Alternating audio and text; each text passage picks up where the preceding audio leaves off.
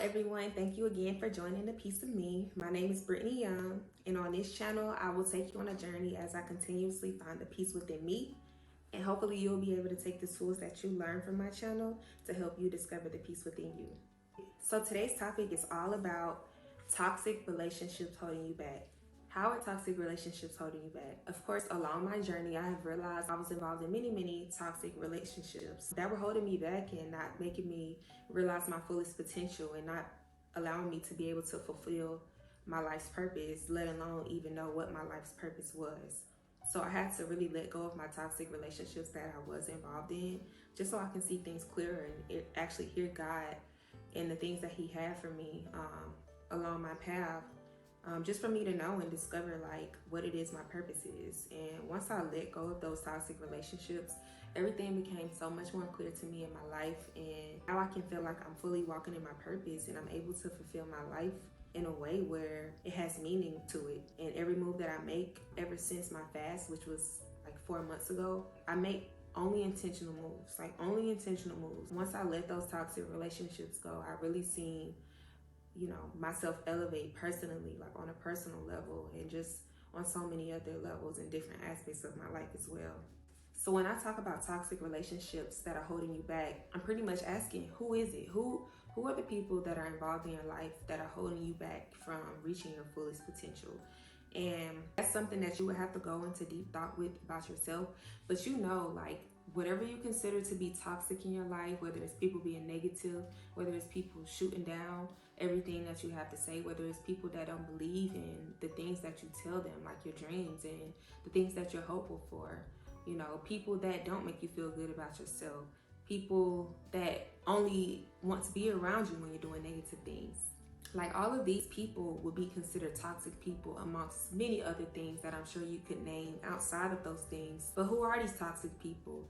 9 times out of 10, it's always the toxic people that are in your life that are closest to you. Of course, you can have toxic people that you can encounter that you don't know, but that's only like short-lived.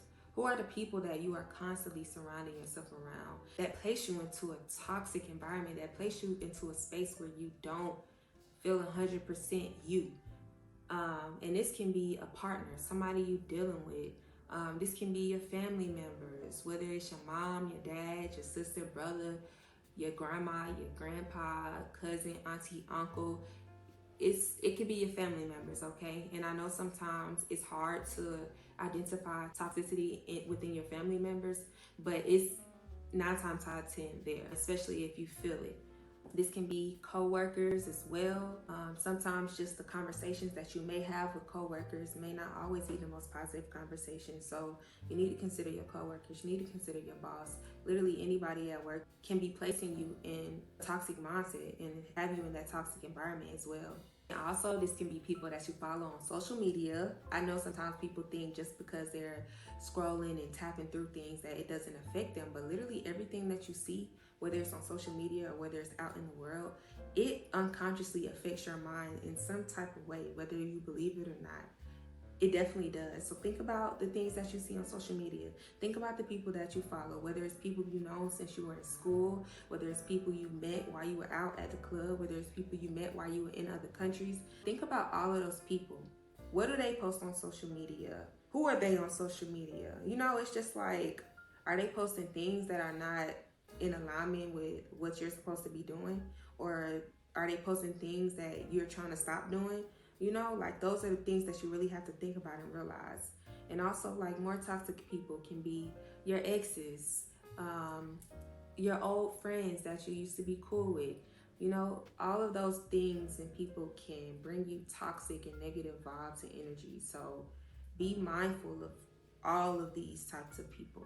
So while some of these toxic relationships that you are involved in are holding you back, just a few things that you should kind of take into consideration and think about when you're thinking about these people that you may be in toxic relationships with. Just think, when you talk to this person or when you get around this person, do you make your own decisions? Do you think on your own?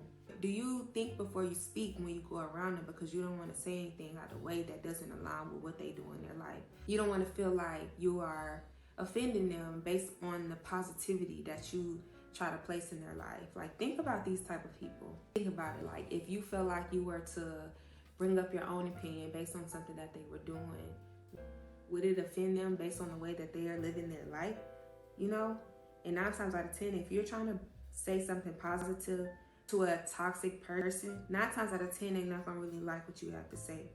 And they're gonna get mad at you, and they're gonna try to shut you out, and they're gonna try to do all these negative things. Even though what you are trying to bring upon them is positive, they're gonna have everything to say as to why you're negative for being positive. So think about those type of people. Think about those type of situations when you're thinking about the toxic relationships that you're involved in. And also, when you're thinking about the toxic relationships that you're involved in, just think, if you started to move in a more positive way, with these certain type of people feel some type of way if you try to make a positive shift in your life? Would they feel like you're trying to be better than them if you're trying to do something better for yourself? Would they feel like you're trying to leave them behind and not take them with you if you are trying to better yourself and do better for your life? It's just a matter of, why would you bring somebody toxic along with you? Because at the end of the day, that's going to stunt your growth. You're not going to be able to grow as long as you're taking a toxic person along with you. You have to leave them exactly where they are. And once they see you change into the person that you are, then they can come along and join. But they have to show up as that. You can't continue to try to raise people up and tell people what to do and walk them step by step along the way, especially when they see the things that you've done and the changes that you made. Because at the end of the day, once you start pulling yourself out of your toxic ways and pulling yourself out of toxic relationships and situations and environments, you are going to get tired of repeating the same thing to the same people. And that's just a fact. You're going to get so tired of telling people, oh, well, you need to make sure you do this first. And you need to make sure you do that. And you need to make sure you do this. Because guess what? They're going to keep giving you an excuse. But the people that are ready to change and, move and shift from their toxic ways, then you will know. You'll know who isn't ready, because you're going to get tired of wasting your breath. And you're going to get tired of saying the same thing to the same people. So it's hard to just kind of up and leave people and tell them, you're doing this to better yourself. And, of course you want people to go along with you along your journey. And that's cool. Invite people to want to better themselves as well. So my suggestion to you would be to challenge these people. Challenge them to want better for themselves just as much as you want better for yourself. Challenge them to want better for themselves so y'all can possibly try to grow together. Challenge them to make these positive changes with you. All these positive changes that you are making in your life, challenge them to do the same thing so it can reflect their life in the same way. And I will say, give them a chance, but don't give them too many chances. Because if you give people too many chances to play with you, they're going to play with you. And they're going to play with you like a little puppet, okay? So don't give nobody too many chances. I'll give them 1 chance, 2 at the most. But after that second chance, and you see they keep wanting to go and repeat the same behavior, then that's when you have to really be real with yourself and realize, like, okay, this person really don't want to make no changes in their life. So I'm going to just remove myself. I'm going to just politely and gently remove myself from this situation. And this person knows why I'm doing it. I can explain to this person in a nice, positive way as well why I'm doing it. And it's not going to be easy for you, and it's not going to be easy for them to understand and accept either, but you know what you're doing it for. And at the end of the day, on the other side, they're going to see you and they're going to be like, dang, I can't believe such and such done changed into that person, and we were just over here kicking it just last year doing this, that, and the third. Like, no, it's really a thing for people to change. It's really something that happens when people make changes in their life. Like, it's not fake all the time, Like, people actually want to make changes in their life to see themselves become better people and how they can become better people for the world. So it's definitely a thing. And at the end of the day, only you know what is right for you. So you know that, these people that you have these toxic relationships, you know if they're holding you back truly or not. So it's just a matter of you being real with yourself and letting yourself know, like, okay, I really have to let go of this person so I can see myself grow in this area in my life. I have to stop talking to this person so I can see this area grow in my life. So just sit down and be real with yourself, and nobody else can do that but you. Even with me, like, I really have like filtered through a lot of toxic relationships in my life for the past few months.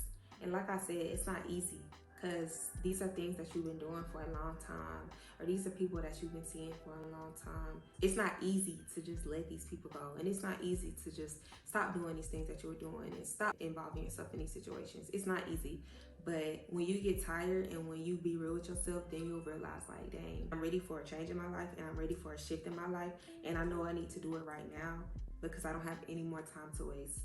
So that was me. Like, you know, I had to stop talking to certain people that I didn't want to stop talking to.